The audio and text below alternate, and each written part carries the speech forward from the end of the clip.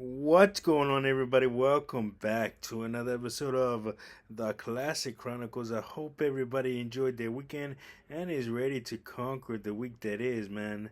We are in fall season now, and with fall comes a lot of things. Pumpkin spice, playoff baseball, the return of the NBA, and WWE No Mercy, which is what we're going to be talking about today. So, WWE No Mercy went down this past Saturday night in Fort Lauderdale, Florida, at the historic War Memorial. Um, but no, kicking off the night, we had Javon Evans taking on Josh Briggs, man. Two very, very contrasting styles. Josh Briggs is the big brawler, wear you down type, nothing fancy, or as Booker T would always say, no bread, no water, just meat. Taking on the high flying Javon Evans, and what a great matchup it was. What a great opener. Javon Evans ended up picking up the win over Josh Briggs, and it is going to be Javon Evans has such a bright future. He also came off a recent title match, United States Championship match over on SmackDown the night before against Sami Zayn. Put on a great showing, even though he came up short. But Javon Evans did not come up short in his at No Mercy, and he picked up the win against Josh Briggs. Um, next up, we had the WWE Women's Speed Championship, defended as it was supposed to be Sol Ruka versus Laney Reed, but Laney Reed was injured at the last minute while training for this match against Sol Ruka. So she had that left a slot open for a mystery opponent to appear, and that mystery opponent was Jada Parker. For those of you unfamiliar with the concept of a speed match, it is not a regular match.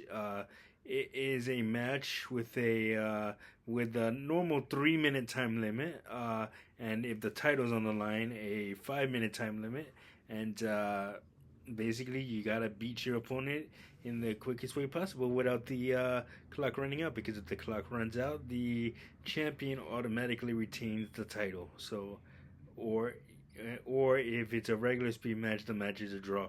But yeah. So Jada Parker against Sol Ruka.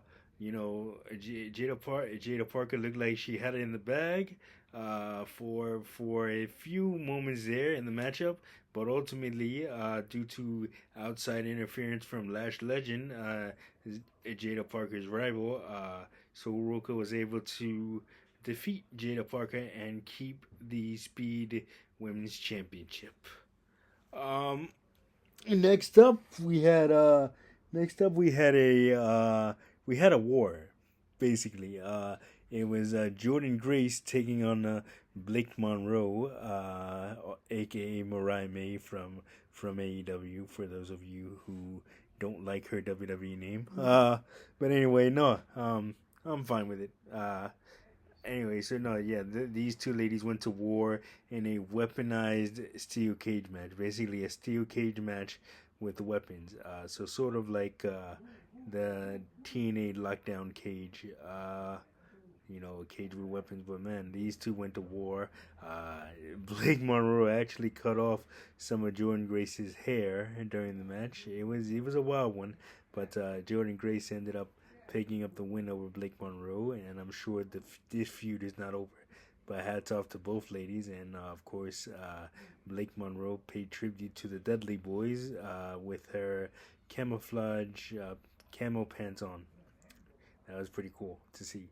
Uh, Next up, before we get to the next match, I wanted to take a break and talk about this TNA Invasion kind of special that we have coming up on October 7th. It's a regular episode of NXT, but it's titled Invasion. So if you're a wrestling fan and you missed last week's episode of NXT, basically there was a invasion type storyline that kicked off, similar to the one where WWE battled WCW and ECW back in 2001, but this time it involves TNA. So TNA wrestlers will be on NXT, and and we'll just have to see where that goes.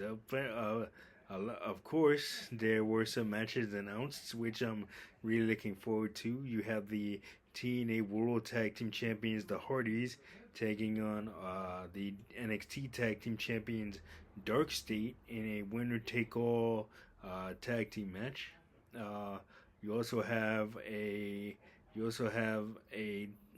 TNA WWE versus TNA style Survivor Series matchup, where it'll be two teams of five, one for the men and one for the women. Five WWE superstars, five TNA superstars, both men and women, and elimination style. That's gonna be cool to see who makes the teams for those for their respective companies there, and also Obafemi taking on Trook Williams. And now I don't know if there's anything on the line in that matchup, considering what we're gonna get to later, a little bit later in the vlog. But we'll have to see how that goes. And everybody is banned from ringside during that matchup, so it'll be interesting. So I'm really looking forward to it. But anyway, as the night went on, we had the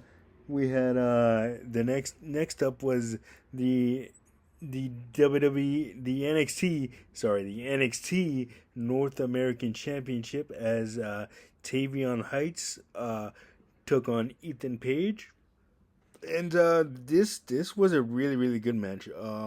Tavion Heights definitely brought the fight to Ethan Page, but in the end, it was Ethan Page hitting a top rope, style slam, followed by his signature move, the Twisted Grin, which is an ode to the Hardy Boys. Matt Hardy, specifically his Twist of Fate. So Ethan Page picked up the win there. But anyway, great match for sure. Next up was the NXT Women's Championship being defended, as the not exactly hometown, but Fort Lauderdale is not that far from Miami. So the home field girl, Lola Vice, took on the NXT Women's Champion, JC Jane. It looked like Lola Vice was about to win the NXT Women's Championship several times, until a masked attacker came out and attacked Lola Vice, essentially assisting JC Jane and picking up the victory, and keeping her 100 plus day title reign as NXT Women's Champion going. It'll be interesting to see who her next opponent is, but it should be a good one. And then in the main event, the NXT Men's Championship was on the line, as Ricky Saints took on Obafemi. And again, Ricky Saints is a man who can take a beating, and he sure did during this match. It seemed like a one-sided match at times, but in the end, Ricky Saints pulled it off with a plethora of tornado DDTs, and was able to pick up the win against Obafemi. And thus, Ricky Saints is your new NXT champion on the men's side. But yeah, what a great show, all in all. Always enjoy the NXT pay-per-views, and obviously it's quality over quantity, but yeah, can't wait for the next up on the NXT docket is Halloween Havoc, going down on October 25th from Prescott Valley, Arizona. So definitely looking forward to that, and look out for a review. But anyway, that is gonna do it for this episode of the Classic Chronicles. Like, subscribe, share. Don't forget to hit that notification button so you don't miss a video. And of course, we'll see you guys on the next one. Peace.